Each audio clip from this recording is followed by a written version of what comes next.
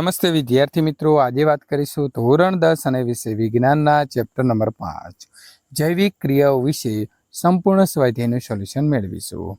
એ પહેલા ચેનલની અંદર પ્રથમ વખત આવ્યા છો તો મિત્રો ચેનલને ખાસ સબસ્ક્રાઇબ કરી દેવી. પ્રશ્ન નંબર 1, મનુષ્યની અંદર મૂત્રપિંડ એ ખાલી જગ્યા સાથે સંકળાયેલો એક તંત્રનો ભાગ છે. તો સાચો જવાબ આવે છે મિત્રો સી, ઉત્સર્જન.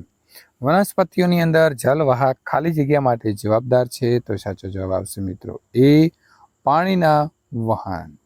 પ્રશ્ન નંબર 3, સ્વયંપોષી માટે ખાલી જગ્યા આવશ્યક છે. તો સાચો જવાબ આવશે ડી, આપેલા તમામ.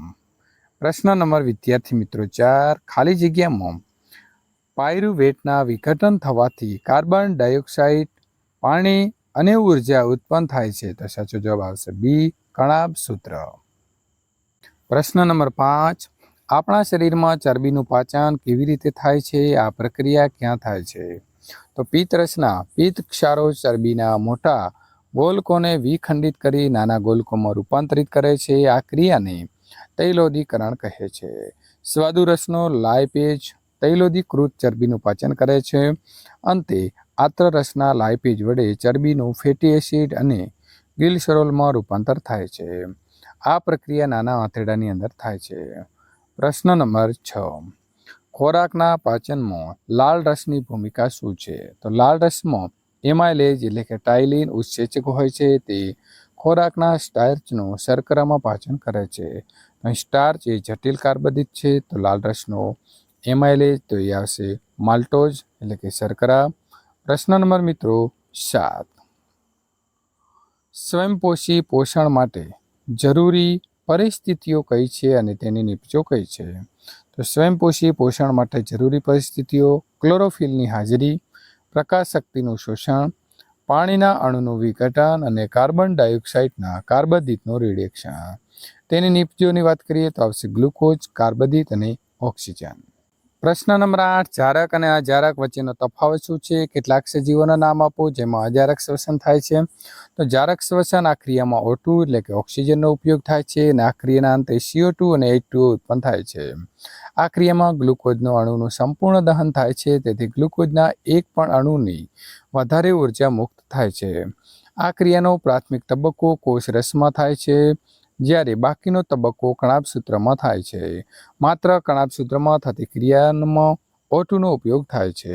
અજારક શ્વસન આ ક્રિયામાં O2 નો ઉપયોગ થતો નથી. આ ક્રિયાના અંતે પ્રાણીજન્ય માધ્યમની અંદર લેક્ટિક એસિડ અને વનસ્પતિજન્ય માધ્યમની અંદર ઇથેનોલ અને CO2 નું ઉત્પન્ન થાય છે. આ ક્રિયાની અંદર ગ્લુકોઝના અણુનું અપૂર્ણ દહન થાય છે. તેથી ગ્લુકોઝનો એક અણુમાંથી ખૂબ ઓછી ઉર્જા મુક્ત થાય છે. આ ક્રિયા સંપૂર્ણપણે કોષરસમાં જ થાય છે. કણાભસૂત્ર તેમાં કોઈ ભાગ ભજવતા ન હોવાથી O2 નો વપરાશ નથી.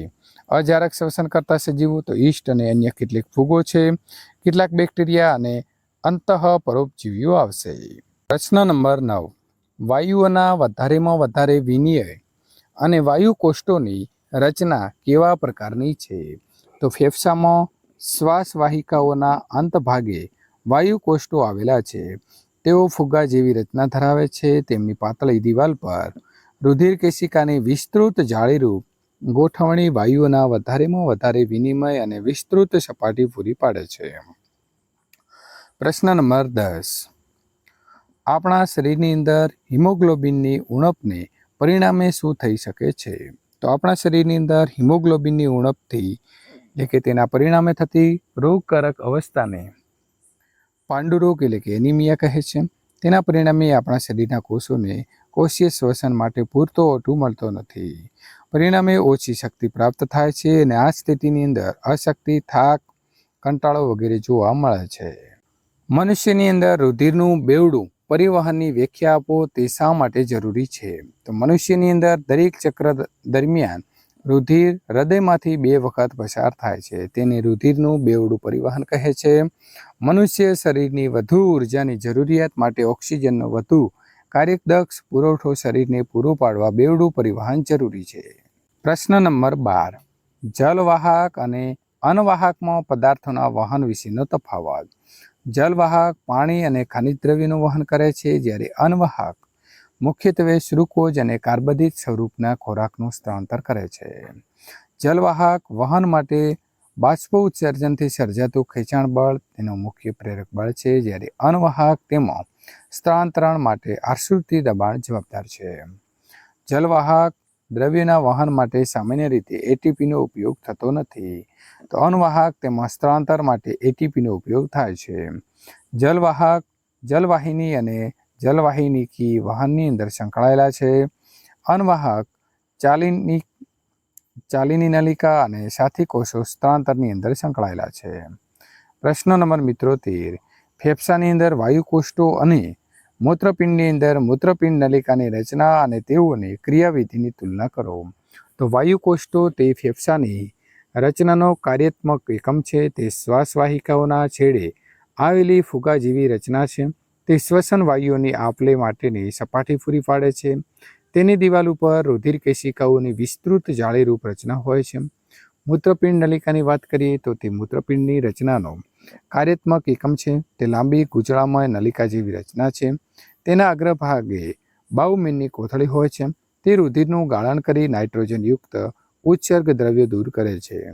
તેના બાઉમેનની કોથળી ભાગે રુધિર કેશિકા ગુચ્છ અને નલિકામય ભાગે રુધિર કેશિકા જાળ જોવા મળે છે.